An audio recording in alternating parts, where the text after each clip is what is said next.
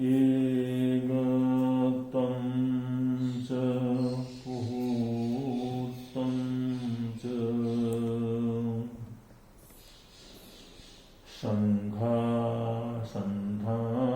सङ्घासन्धानमेव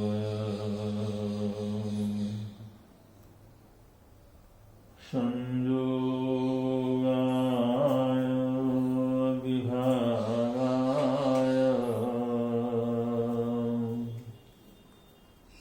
पज्यमानं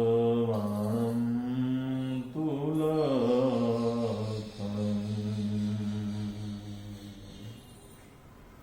संस्कृत में एकत्वं च पृथक्त्वं च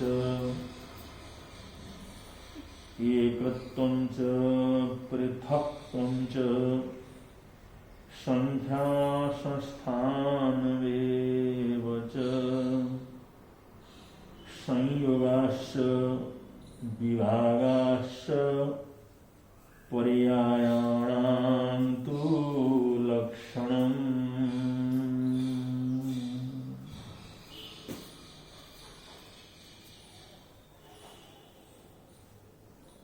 इससे पहले 6 द्रव्यों का विवेचन करते हुए उद्गल द्रव्य का सामान्य विवेचन किया जा चुका है। जो पुद्गल है जड़ तत्व है, अजीव तत्व है। उस पुद्गल में जो अजीवत्व उस पुद्गल का गुण है, तो उसके साथ साथ उसका थोड़ा सा और जो है विवेचन करते हुए, क्योंकि पुद्गल को समझना बहुत आसान नहीं है। पुद्गल बहुत ही गहन तत्व है, क्योंकि वो सूक्ष्म भी है और स्थूल भी है। वो हमारे इंद्रियों के पकड़ के अंदर आता भी है और नहीं भी आता है, और उसके भेद प्रभेद भी बहुत है। तो पुद्गल के स्वरूप को सम्यक रूप से समझे बिना हमारे को सम्यक ज्ञान या दर्शन का बोध नहीं हो सकता। इसलिए पुद्गल के संबंध में कुछ बातें और जो बची हैं आज आप लोगों के समक्ष रख रहे हैं। इस 13वीं गाथा में कहा है एकत्वं च पुहूर्तं च, एक हो जाना, एकत्वं च एक हो जाना, मिल जाना, मिल मिल करके एक एक एक एक हो जाना, दो मिल करके एक हो जाना, पुहूर्तं च 9 और 9 से आगे के मिल करके एक हो जाना, लाखों करोड़ों मिल करके एक हो जाना, अरबों खरबों मिल करके एक हो जाना। ऐसा एकत्व माने एकत्व भाव, और पुहूर्तं च माने पुहूर्तं में अलग हो जाना, 2 के रूप में अलग हो जाना, 10 के रूप में अलग हो जाना, 100 के रूप में अलग हो जाना, 1000 के रूप में अलग हो जाना, एक एक हजार हजार लाख लाख 10 लाख लाख करोड़ करोड़ 10 करोड़ अरबों अरबों एक संख्या तक उसका विभक्त हो जाना। ये सब एकत्रित होना और विभक्त होना, सामान्य रूप से एकत्रित होना और विराट सुख से एकत्रित होना, ये एकत्व और पुहूर्त्व ये सब पुद्गल का लक्षण है। पुद्गल एक भी हो जाता है और अनेक भी हो जाता है, छोटा भी हो जाता है और बहुत बड़ा भी हो जाता है।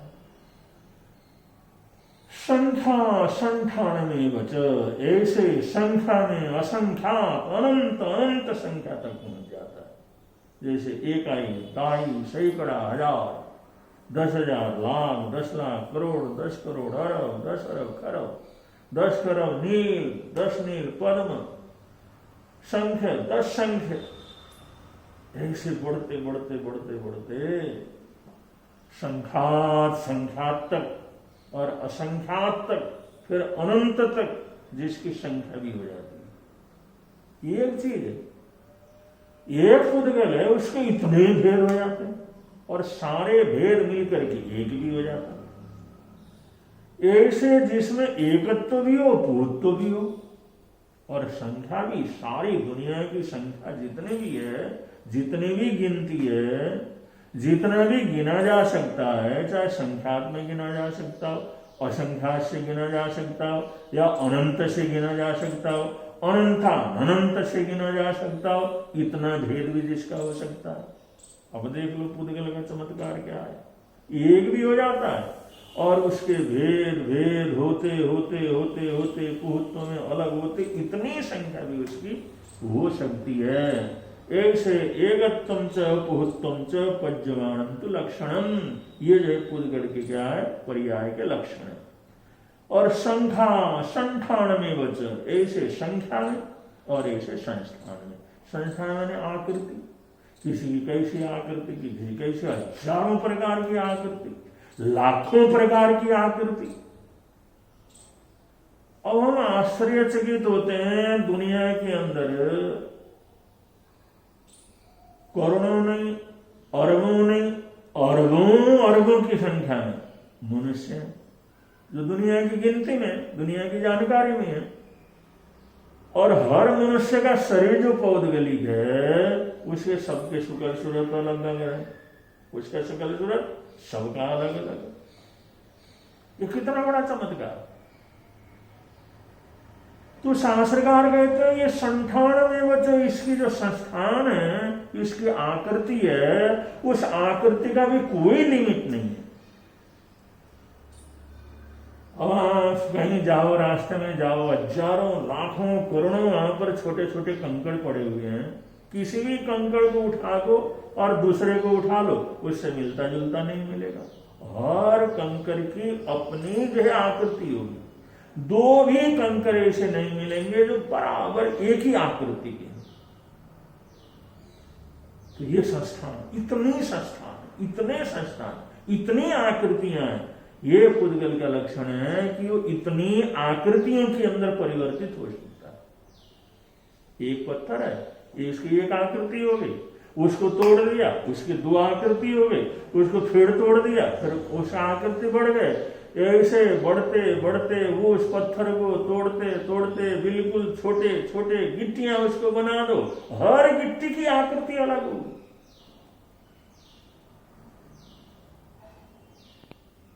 अब दुनिया कहती है भाई बनाने वाले के बिना, बनाए बिना तो कुछ होता नहीं, परमात्मा बनाता है इसलिए होते हैं। अब परमात्मा क्या बनाता, या जो उन पत्थरों को तोड़ने वाला आदमी क्या उनको बनाता, वो तो तोड़ता चला जाता है, वो तो तोड़ता चला जाता है, वो आकृति अलग अलग घट के थोड़ी बनाता है। लेकिन इतनी आकृतियां बन जाती हैं, इतने उसके जो संठान बन जाते हैं, इतनी आकृतियां बन जाती हैं, वो अपने आप बन जाती हैं। ये प्रकृति बनाती है। ये प्रकृति के अंदर इतनी ताकत है कि इस दुनिया के अंदर संख्यात असंख्यात अनंता अनंत आकृतियां अपने आप वहां पर पुद्गल बनाता चला जाता।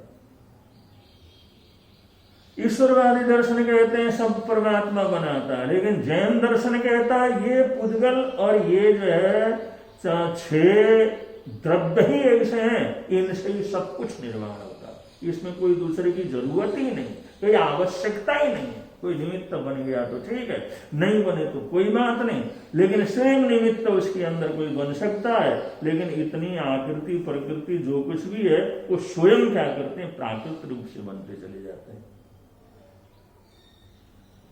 अब कोई कहे कोई किसी बनाए बिना आकृति कैसे बन गई, बनाए बिना इतने अलग आकृति कैसे बन गई। अरे बन गया भाई, तोड़ता चला गया, अगला हथौड़ा मारता चला गया, तोड़ता चला गया, उनके इतने टुकड़े बनाए, इतने टुकड़े बनाए, और हर टुकड़े की जो आकृति अलग अलग बन गई। तो ऐसे प्राकृतिक रूप से ही ये संसार का निर्माण होता है। तो आगे कहते हैं संयोगाय विभागाय, और संयुक्त होना और विभाजित होना, मिलना और बिछुड़ना, मिलना और बिछुड़ना, मिलना और बिछुड़ना, ये सारे पज्यमानं तु लक्षणम, ये पर्याय का लक्षण है। ये सारा पर्याय का लक्षण है। इस दुनिया के अंदर एक बीज को हम बो देते हैं। एक बीज को अगर कोई किसान अपने खेत में, अपने बगीचे के अंदर एक बीज को बो देता है, उसकी एक आकृति, एक प्रकृति, एक आकृति, एक स्वाद है, उसको बो देता है। अब वो पौधे के रूप में प्रयोग निकल आता है। फिर उसकी अलग अलग शाखाएं हो जाती हैं, फिर अलग अलग उसकी परशाखाएं हो जाती हैं, फिर उसकी अलग अलग उपशाखाएं हो जाती हैं, फिर उसकी अलग अलग टहनियां हो जाती हैं, फिर उसकी अलग अलग जो उसके जो पत्ते कोपल हो जाते हैं, फिर उसमें अलग अलग पत्ते लग जाते हैं, फिर अलग अलग उसके अंदर फूल लग जाते हैं, फिर अलग अलग उसके अंदर फल लगते हैं। एक फल से लाखों करोड़ों फल उसके अंदर हो, और हर किसी की अलग अलग आकृति, हर पत्ते की थोड़ी थोड़ी अलग अलग आकृति। ये सब जो है एकत्रित भी होना और विभागित भी होना, जिसमें एक भी हो जाता है। और वो बीज के हिसाब से देखो तो सारा वृक्ष उस बीज के अंदर ही मौजूद था, एक था, और वही फैला तो उसके लाखों लाखों करोड़ों करोड़ों पता नहीं कितने अरबों में फल क्या कर जाते हैं, तैयार हो जाते हैं। वो एक भी हो जाता है और अनेक भी हो जाता है। एको हम बहुत श्याम, माने एक हूं और मैं बहुत हो जाता हूं। ये भगवान को बोलने की जरूरत नहीं है, ये तो एक बीज बोलता है। मैं एक बीज हूं तो मैं हजारों हजारों लाखों लाखों करोड़ों करोड़ों अरबों अरबों जो है पेड़ के रूप में पैदा हो सकता हूं, और एक जंगल तैयार कर सकता हूं, ये सारी दुनिया को हरियाली से भर सकता हूं। एको आम बहुत श्याम, मैं एक होकर के अनेक रूप में प्रकट हो सकता हूं। एक बीज रोज कहता, बिना बोले ही कहता, सब लोग जानते हैं। तो परमात्मा का जो कथन है वो भी प्रकृति का ही कथन है। तो ये सब क्या है? ये सब जो अलग अलग चमत्कार है, ये अलग अलग रूप है, ये अलग अलग सारी चीजें जो हमारे सामने प्रकट होती हैं, ये अलग अलग जो चीजों को हम अनुभव करते हैं, देखते हैं, ये अलग अलग चीजों से गुजरते हैं, जिसमें हजारों प्रकार की जिज्ञासाएं पैदा हो जाती हैं। शास्त्रकार कहते हैं पज्जमानम तु लक्षणम, ये पर्याय का लक्षण है। ये सब पर्याय है। ये जितना मैंने इस समय बतलाया, तो इस गाथा में ये बतलाया गया, ये सारी चीजें, ये सारा रूप, ये पर्याय का रूप, ये पर्याय, ये पर्याय, सारे के सारा पर्याय रूप है। जो भी दिखता है वो पर्याय है। और पर्याय क्या चीज है? पर्याय ये है पुद्गल, जो द्रव्य है उसका गुण है। पुद्गल द्रव्य का गुण है। एक तो जड़त्व तो उसके अंदर गुण है, दूसरा उसके अंदर पर्याय उसका गुण है।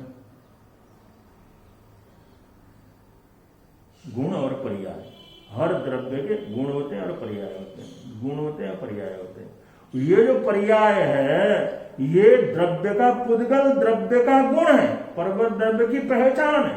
पुद्गल द्रव्य का जो गुण है वो पर्याय है। तो जहां पर पुद्गल होगा तो वहां पर पर्याय होगा, और जहां पर पुद्गल होगा तो वहां पर एकत्व भी होता, पुहत्व भी होगा, एकत्व भी हो जाएगा, और पृथकत्व भी हो जाएगा, संख्याएं भी हो जाएंगी, संठान भी हो जाएंगे, संयोग भी हो जाएगा, वियोग भी हो जाएगा। ये सब सारा कुछ चलता रहेगा, क्योंकि ये पुद्गल जो द्रव्य है उसका गुण है। तो उसका गुण है, तो जैसा जैसा उसका गुण है, स्वभाव है, वो ये प्रकट होता रहेगा, प्रकट होता रहेगा। तो ऐसे जो है ये द्रव्य का पर्याय गुण है, और ये पर्याय ही संसार के अंदर फैली हुई चीज है। ये जो है ये द्रव्यों का पर्याय है, जो ये सारा संसार, जिसको हम देखते हैं, सुनते हैं, चखते हैं, देख लेते हैं, आश्चर्यचकित होते हैं। ये जो कुछ भी दुनिया के अंदर मौजूद है, ये सारा का सारा द्रव्यों का पर्याय रूप है। ऐसे जो जैन दर्शन ने इस दर्शन की स्थापना की है। और जो द्रव्य के लिए कहा है, जो द्रव्य है वो सत है। द्रव्य सत है क्योंकि हमेशा रहता है, और द्रव्य के अंदर उत्पाद है, माने वो अलग अलग रूप में परिवर्तन भी हो जाता है, उत्पाद भी हो जाता है, उसमें पैदा भी होता रहता है। एक भी है और उत्पाद भी है उसमें, और व्यय और द्रव्य, उसके अंदर व्ययता भी है और द्रव्य भी है, उसमें खत्म होना भी है और बढ़ना भी है, परिवर्तन भी होना, वो नष्ट भी होना और नया नया पैदा भी होना, नष्ट भी होता है पैदा भी होता रहता, एक भी है उसका उत्पाद भी होता रहता, व्यय भी होता रहता और हमेशा रहता भी है। ये सब पुद्गल द्रव्य का जो है लक्षण है, ये पुद्गल द्रव्य की पहचान है, ये पुद्गल द्रव्य का स्वभाव है। और ये पुद्गल द्रव्य ही जीव द्रव्य के साथ मिलकर के ये सारे संसार का निर्माण, ये विश्व जगत का निर्माण करता है। ये जैन दर्शन है, ये जैन दर्शन। पृथक अपृथक, बद्ध, आकार होना, परमाणु रूप होना, संयुक्त होना, विभक्त होना, ये सारी चीज इसके अंतर्गत है। सहभागी इसमें धर्म है, गुण है, और कर्म भावी जो है इसमें जो पर्याय है। इस प्रकार ये जो द्रव्य का गुण पर्याय है और पर्याय ही संसार के अंदर फैला हुआ है, जिसको हम देखते हैं, अनुभव करते हैं, सब कुछ करते हैं। ये जो है 6 द्रव्यों को ये पर्याय के वर्णन के साथ साथ यहाँ पर शास्त्र का संपन्नता देते हैं। और एक बात और विशेष है इस आत्मा के लिए 6 द्रव्यों के साथ में, क्योंकि छठे द्रव्य के रूप में ये जो पुद्गल द्रव्य है ये भी अनंत अनंत उपकारी है, ये अनंत उपकार करने वाला द्रव्य है।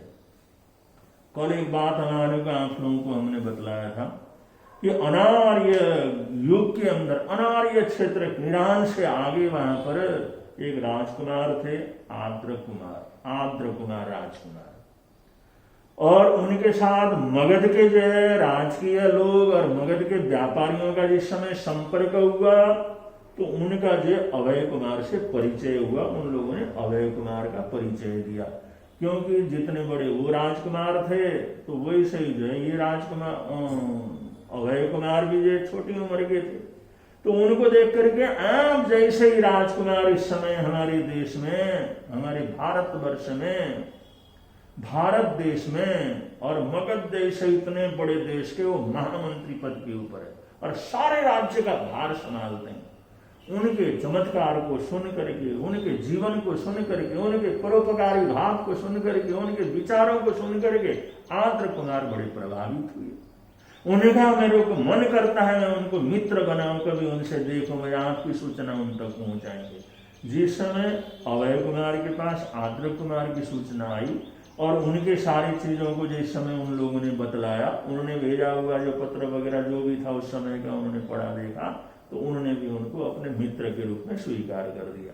एक अनार्य देश में रहता और एक आर्य देश में मगध में रहता, दोनों ने देखा नहीं, लेकिन आपस के अंदर स्वभाव मिलने से एक दूसरे से प्रभावित होकर के परम मित्र बन गए। तो जिस समय एक बार व्यापारी वहां पर जा रहे थे, राजकीय पुरुष जिस समय जा रहे थे, तो अभय कुमार ने साधु का भेष, साधु की वर्दी, साधु के उपकरण, जो साधु के रूप में उपकरण जो होते हैं उनको सजा करके एक डिब्बे में एक अच्छी तरह से सजा करके जिस समय भेजा, और उस उपहार को उस राजकुमार ने इस समय देखा तो उसको जाति स्मरण ज्ञान हो गया। अब जाति स्मरण ज्ञान हो गया तो पिछला भव सारा उसको समझ में आने लगा और पिछले जन्म की बात करने लगा, पिछले जन्म की बात करने लगा। तो वहां के उनके माता पिता, उनके परिवारजन, वहां के नागरिक, वो लोग सोचने लगे भाई ये बीमार हो गए हैं, तकलीफ हो गई है, ये अकड़म शकड़म बोलते हैं, इधर उधर की बात बोलते हैं और दुनिया भर का इलाज कराया। बीमार हो तो तब तो इलाज से ठीक हो, तो बीमार थोड़ी थे। उनकी जीत थी भाई मैंने भी इस तरह से जाना, ऐसे लोग हैं उनके पास जाना, उनके पास जा करके हमने भी साधना करना। और ये सब अनार्य देश के राजा, उनको क्या जो समझ में आता, उन्होंने कहा तो पागल हो गया, तो इसका इलाज कराते रहो, और उसको जेल के अंदर कर करके बंद कर दिया। एक ही अलग से जेल में, वो साधारण जेल में नहीं ले गए, अलग से महल के अंदर वो जेल ही महल को जेल बना करके वहां पर बंद कर दिया। जैसे अभी कश्मीर के नेताओं को मोदी सरकार ने बंद कर दिया ना, जेल में थोड़ी बंद कर दिया, घर में रखा, वो आराम से खाओ पियो बैठो, लेकिन इधर उधर बाहर नहीं जा सकते, बोल नहीं सकते, कहीं पर भटका नहीं सकते लोगों को। तकलीफ नहीं दे सकते लोगों को, क्या कर रहे हैं। तुम्हारे पास कोई आएगा नहीं, जाएगा नहीं, कोई पत्रकार नहीं आएगा, कोई नहीं आएगा, तुम्हारा फोन नहीं रहेगा, कुछ नहीं रहेगा, आराम से बैठो, खाओ पियो, मस्त रहो अपने अपने घर में बंद कर दी। ऐसे उस राजा ने भी आद्र कुमार को उसके महल के अंदर ही कैद करवा दिया और चारों तरफ 500 सुभट लगा दिए।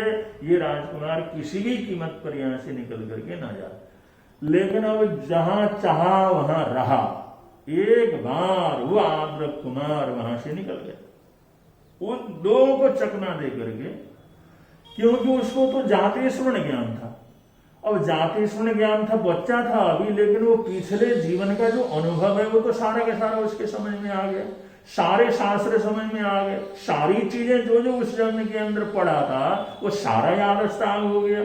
तब तो बड़ा आदमी था, साधु बना था, पता नहीं क्या कुछ अक्रम बक्रम किए थे, क्या कुछ सब जीवन के अंदर किया था। उसकी शादी हो गई थी, ये हो गई थी, फिर दीक्षा लिया था, फिर दीक्षा लेने के बाद फिर जो है कुछ ऐसी प्रवृत्ति हो गई थी। तो वो सारे अक्रम तिक्रम जो थे, वो सारे तिक्रमबाजी तो सब उसको याद हो गए पिछले जन्म के। तो उसने ऐसा तिक्रम लगाया, वो 500 योद्धा, 500 सिपाही, वो पता नहीं कहाँ रह गए, वो महल से निकल करके चला गया। अब जिस समय अकेले निकल गया तो उस अनार्य देश को पार करके वो किसी तरह जंगल के इधर उधर के रास्ते में छुपता हुआ, अगर जरा सी भी बात हो गई तो मेरे को पकड़ करके ले जाएंगे, वापस ले जाएंगे, फिर तो छोड़ेंगे नहीं, फिर तो आना बड़ा मुश्किल का काम होगा। ये चांस है, एक बार मौका मिला है तो इस मौके का मैंने फायदा उठाना है। उन्होंने खूब फायदा उठाया और ऐसा रास्ता लिया जहां पर ये कोई ढूंढने के लिए ना आ सके। और ऐसा करके वो धीरे धीरे अकेली धक्के खाते इधर से उधर से पता नहीं कहां से रास्ता ढूंढ करके कैसा कैसा वेश परिवर्तन करके उस राजकुमार ने अनार्य देश को पार करके आर्य भूमि के अंदर प्रवेश किया, आर्य देश के अंदर आया। अब आर्य देश के अंदर आने के बाद तो वहां पर धर्म ज्ञान, आराधना, साधना, मंदिर, ये वो भजन पाठ सब जो है उनको समझ में आया, भाई ये है सब कुछ। तो वहां पर उसने सोचा, वो भेष तो लेकर के आया था, जो तो छोड़ता नहीं था, वो जो दिया था, भेष दिया था अभय कुमार ने उनको, तो वो तो अपने पास रखा हुआ था। उसने कहा भाई कहाँ वहां मगध देश है, कब वहां पहुंचूंगा, कब जा करके वहां पर संतों के दर्शन होंगे, कब उनके दर्शन होने के बाद में दीक्षा लूंगा, तब तक का समय तो मेरा ऐसा ही चला जाएगा।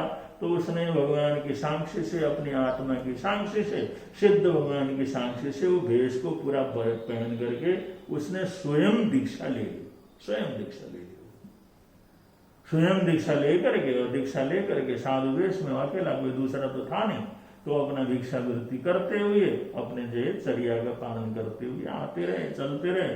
और चलते चलते जिस समय बसंतपुर नगर के अंदर गए, तो बसंतपुर नगर में जाए तो ऐसा कुछ थके हुए भी थे, ऐसा वहां पर बगीचा बना हुआ था, ऐसा सुंदर वातावरण था। उन्होंने सोचा चलो यहाँ पर थोड़ा सा आराम करते हैं, साधना करते हैं, ध्यान करते हैं। और पूर्व जन्म का तो ज्ञान था ही, अपने आप उन्होंने दीक्षा ली थी, अभी कोई गुरु वगैरह ऐसा कुछ हुआ नहीं था। और उन्होंने वहां पर ध्यान साधना में वहां बैठे तो वो जगह इतनी अच्छी थी, वहां पर खूब उनकी ध्यान मस्त साधना उनकी चली। और ध्यान के अंदर रहते तो 2-2 घंटे, 4-4 घंटे, 10-10 घंटे उनको पता भी नहीं लगता। इस प्रकार उस बगीचे के गेट में कोई राजकीय उपवनी था, तो वहां पर वो बड़े आराम से अपना जो ध्यान साधना में तल्लीन थे। तो योगानुयोग उस दिन वो पूरे ध्यान में थे। तो राज परिवार की, उस नगर की जो लड़कियां थी, लड़कियों का झुंड था, वो जो वन विहार के लिए उस जंगल के अंदर चले गए। जंगल के अंदर चले गए तो योगानुयोग उसी जो महात्मा जहां पर ध्यान साधना कर रहे थे उनके आसपास गए, वो सारा वातावरण को देखा, सब नौजवान लड़कियां थी, अभी बाल्यावस्था को पार करके नौजवानी की तरफ प्रवेश कर रही थी। भावनाओं का जो ऐसा उतार चढ़ाव था, तो जैसी जैसी अवस्था होती है वैसे वैसे खेल होते हैं। उन लड़कियों ने आपस के अंदर मजाक कर लिया, इसको अच्छा पति मिलेगा, नहीं इसको अच्छा पति मिलेगा, मेरे को ऐसा मिलेगा, ऐसे। अब क्योंकि उस उम्र के अंदर पति पत्नियों की बात होती है, क्योंकि आजकल तो वैसे बचपन में शुरू कर देते हैं, लेकिन उस उम्र में गए तो स्वाभाविक रूप से अब वो खेल खेलने लगे, भाई किसको कैसे पति मिलेगा। उन्होंने कहा एक खेल करते हैं, आंख बंद करते हैं और आंखों में रुमाल बांध देते हैं, और बांध करके देखो इस बगीचे के अंदर इतने अच्छे अच्छे पेड़ हैं, अलग अलग तरीके से पेड़ हैं। वो आंखें बंद करके अब जो यहाँ से जब 2, 3, 4, 5, 100 तक हम जब गिनेंगे तो आवाज आती रहेगी। 100 की गिनती आने पर जिस पेड़ को कोई पकड़ेगा वो पेड़ उसका पति होगा, और वो पेड़ जैसा होगा वैसा पति उसको मिलेगा। ये उन्होंने खेल वहां पर शुरू किया। जिस समय ये खेल शुरू किया, आंखों में पट्टी बांध करके लड़कियां चारों तरफ गईं, और उनकी जो बड़ी थी वो 1, 2, 3, 4 करके उसने 100 तक गिनती की। 100 तक गिनती में वो घूमते रहे, और जिस समय 100 की संख्या आई तो जो नजदीक में जो था उनको उन्होंने क्या कर लिया, पकड़ लिया। तो जिस समय सबने तो पेड़ पकड़ लिया, एक लड़की थी उसने उस महात्मा को पकड़ लिया जो ध्यान में खड़ा। आदर कुमार महात्मा जी थे, वो ध्यान में खड़े थे, और उसको क्या पता योगानुयोग ऐसा होगा। उसने सामने इधर उधर हाथ फैलाया, आंखें तो बंद थी। जिस समय देखा ये भी पेड़ है, उसको कस के उसने उसको पकड़ लिया। और उधर जिस समय सबने पकड़ लिया, बस हो गया, सबने पकड़ लिया। उतने देर को जैसे उन्होंने अब आए और आकर के चलो भाई तुम मैं आती हूँ, तो आई। उसने सब देखा, भाई इसने ये पकड़ा, इसने पकड़ा, और देखा उसका खोला तो उसने कहा था तो सचमुच में किसी पति को चुन लिया। और ये तो कोई पेड़ थोड़ी है, ये तो कोई महात्मा है, तो नौजवान महात्मा। तो उस लड़के की जिस समय उसने उस आंखों की पट्टी को खोला, उसने उसको पकड़ा हुआ था। अब देखा ये तो महात्मा है, लेकिन नौजवान है, महात्मा है बिल्कुल। और ये मेरा पति, मैंने अपना पति चुन लिया, सबने पेड़ को पकड़ के। तो खेल चल रहा था, वो असली बात थोड़ी थी, खेल चल रहा था। तो सबने कहा मैंने अपने पति चुन लिया। उसने भी बार बार कहा मैंने अपना पति चुन लिया। और उसके जिस समय आकर के उस लड़कियों ने जैसे आकर के उस आंखों की पट्टी को खोला, तो उसने देखा तो सचमुच आदमी। और वहां पर बड़ी घबराहट हो गई, बड़ी समस्या हो गई। और वो कहने लगे देख तूने तो सुन ही लिया इसको कहा अपना पति है। और उस जमाने की बात थी, उस लड़की ने सोचा मैं खानदानी हूं और बड़े सृष्टि की लड़की हूं, और आज खेल में ही भले भतो 3 बार मैं कह चुकी है मैंने अपना पति चुन लिया। मेरे को तो पता नहीं था, लेकिन ये तो कोई महात्मा है। और उसने वहीं प्रतिज्ञा की अगर मेरी शादी होगी तो इनसे ही होगी, इसके अलावा दुनिया के अंदर जो भी पुरुष है वो मेरे पिता और भाई के समान है, और पति होगा तो सिर्फ यही महात्मा मेरा पति होगा। और ये समस्या पैदा होगी। और मुझे महात्मा जी तो अपने ध्यान में मस्त थे, वो तो ध्यान मुद्रा में फन मस्त थे। वो उन्होंने जो कुछ भी हुआ उन्होंने ध्यान ही नहीं दिया। और किसने पकड़ाया, शेरा करके पकड़ाया, क्या हुआ वो तो अपने मस्ती में था। इन लोगों ने निर्णय लिया और जा करके उसने अपने परिवार वालों को बतला दिया, अपने पिताजी को बतला दिया। इस तरह की बात हो गई। और एक महात्मा जी वहां पर है, मैंने उनको पकड़ा, योगानुयोग ऐसा हुआ, और मैंने 3 बार बोला है, तो मैंने ये प्रतिज्ञा कर ली मेरा पति इस जीवन में होगा तो वही होगा। बड़ी समस्या हो गई, ये क्या हुआ।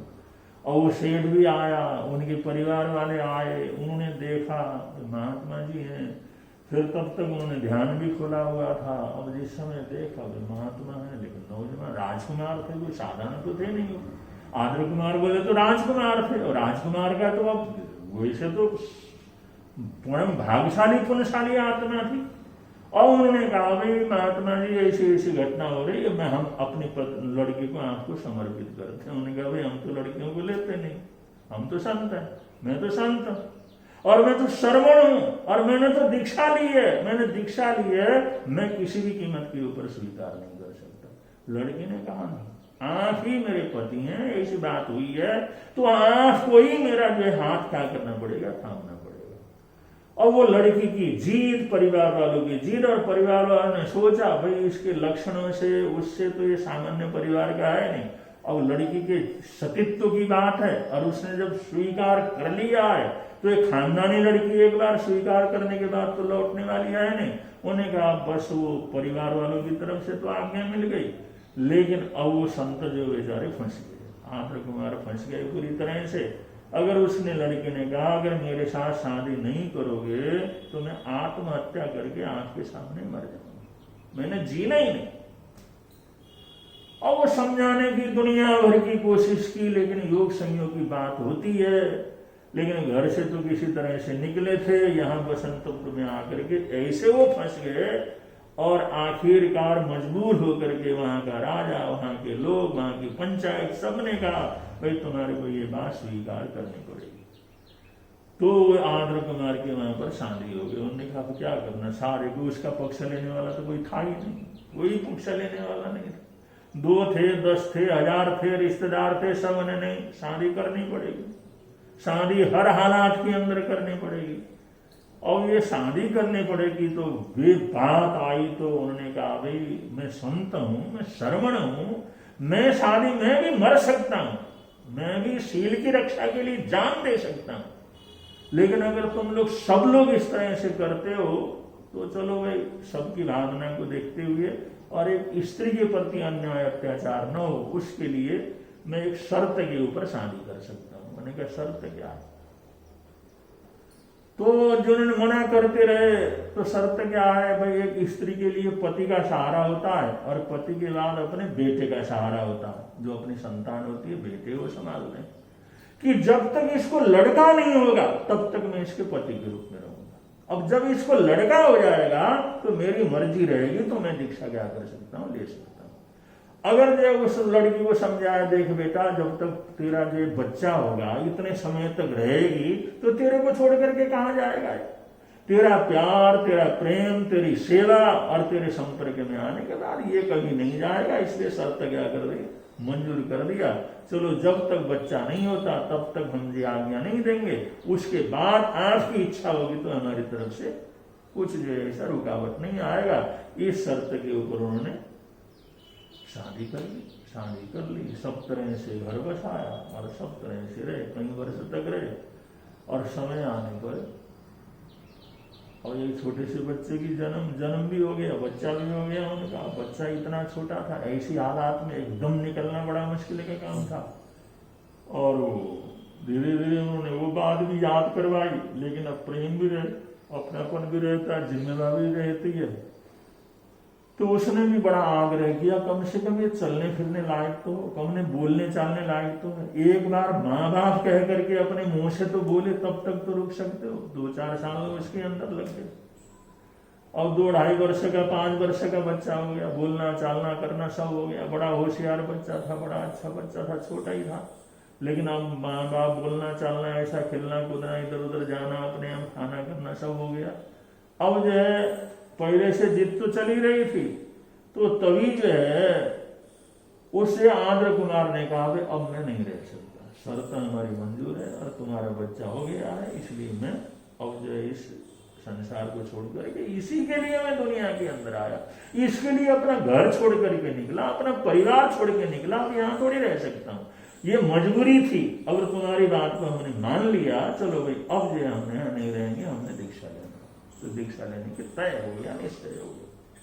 अब तय हो गया तो उसने कहा अब लेना ही है तो फिर मैं क्या कर सकती हूँ। और बेचारी उसको दुख तो था, तकलीफ तो था। और वो बैठ करके कमरे में रो रही थी और ये जो है अपने खाट के ऊपर अपना सो रहे थे आंध्र कुमार, और उधर बच्चा खेल खाल करके कहीं गया हुआ था, खेल करके जिस समय आया तो माँ को देखा, माँ झारो झार रो रही है। माँ क्या बात है, क्यों रो रही है, रो क्यों, इतना कभी रोती नहीं, आज क्यों रो रही है? तो उसने कहा बेटा तुम्हारे पिताजी जा रहे हैं, तुम्हारे पापा तुम्हारे पिताजी हम सबको छोड़ करके जा रहे हैं, इसलिए रो रही है। मैंने कहा कहाँ जा रहे हैं? उन्होंने कहा उन्होंने साधु बन जाना, फिर कभी लौट के नहीं जाएंगे। अच्छा हमारे को छोड़ के जा रहे हैं? उसने जा करके देखा तो अपने पिता को देखा, वो लेटे हुए थे मस्त, और उनको बड़ी तसल्ली हो गई थी, अब आज्ञा मिल गया, अब तो निकल करके मैंने दीक्षा लेना। तो सो रहे थे तो लड़के ने कहा ऐसे कैसे छोड़ के जाएंगे। उसने धागा लाया और धागा ला करके ऊपर से नीचे पूरी तरह से वो कच्चे धागे से उसको पूरा बांध दिया, और वो सोए हुए थे। इसने पूरा जिस समय ऊपर से नीचे खटिया से नीचे ऊपर से उस धागा घुमा करके पूरा बांधा, और बांध करके जा करके कहने लगा, माँ अब नहीं जा सकती, अब तो चिंता न कर, रोना बंद कर दे, अब रोने की कोई जरूरत नहीं। मैंने कहा क्यों बेटा? कि अब मैंने उनको बांध दिया और पूरी तरह से कस के बांध दिया, अब हमारे को छोड़ करके जा नहीं सकते, उनको बंदी बना लिया, बांध लिया है। अब ये बात जिस समय उन तोतली आवाज में उस आंध्र कुमार ने जिस समय सुना कि अब नहीं जा सकते, मैंने पिता को बांध के कस लिया है, माँ अब तेरे को छोड़ करके कैसे जाएंगे, नहीं जा सकते हमारे को छोड़ करके, हमने बांध दिया पिताजी को अच्छी तरह से। अब जिस समय ये बात हुई, उन्होंने उस तोतली आवाज में ये सब सुना, तो मन के अंदर सोचा ये बच्चा इतना नादान बच्चा है, इतना छोटा सा बच्चा है, इसको माँ की इतनी तकलीफ है, बांध दिया है मेरे को। तो धीरे धीरे वो उठे और उठ करके उनको गिना तो उस शरीर के ऊपर बाहर लपेटे पड़े हुए थे, बाहर उसने कच्चे धागे से उसको लपेटा हुआ था। उसने उसी समय प्रतिज्ञा की, बेटा ये 12 वर्ष तक अब मैं क्या करूंगा, जाऊंगा, जितने जो ये धागे हैं तो 12 वर्ष तक नहीं जाऊंगा। तो 12 वर्ष व्यतीत होने पर 12 वर्ष तक उन्होंने फिर साधु बनने का नाम नहीं लिया, क्योंकि वो बच्चे की मासूमियत, बच्चे के मोह में, उस परिवार के मोह में उन्होंने जो 12 बार उसको धागे से लपेटा था, तो उन जितने बार उसने लपेटा उतने वर्ष का समय उसने, तो उसकी पत्नी भी प्रसन्न हो गई, परिवारजन भी प्रसन्न हो गए, और बच्चा तो प्रसन्न हो नहीं था। तो उसके 12 वर्ष के बाद, 12 वर्ष बोले तो फिर उसके बाद जो बच्चा तो 12 वर्ष 15-16 वर्ष का तो हो ही गया होगा, और तब तक उन्होंने सारी व्यवस्था करवा दी, और सारी व्यवस्था करवा करके फिर वहां से फिर संयम पूर्वक फिर जो उनकी आज्ञा लेकर के वो वहां से निकले, और वो साधु बन करके वहां से फिर आगे अपने आप साधु बन करके वो आगे साधना पथ के ऊपर चल पड़ते हैं। तो इस प्रकार ये जड़ जो पदार्थ हैं, पुद्गल है, ये कभी कभी जो आत्मा को जगाने का कारण भी बनता है, इसलिए अनंत अनंत उपकारी भी कहा गया है। तो अब पुद्गल द्रव्य के बाद अब ये संसार का निर्माण और ये सब कैसे होता है, ये आगे शास्त्रकार जैसा जैसा बतलाएंगे वैसा वैसा आप लोगों के समक्ष इस दर्शन को प्रस्तुत करने का प्रयत्न करेंगे। बोलिए भगवान महावीर स्वामी की।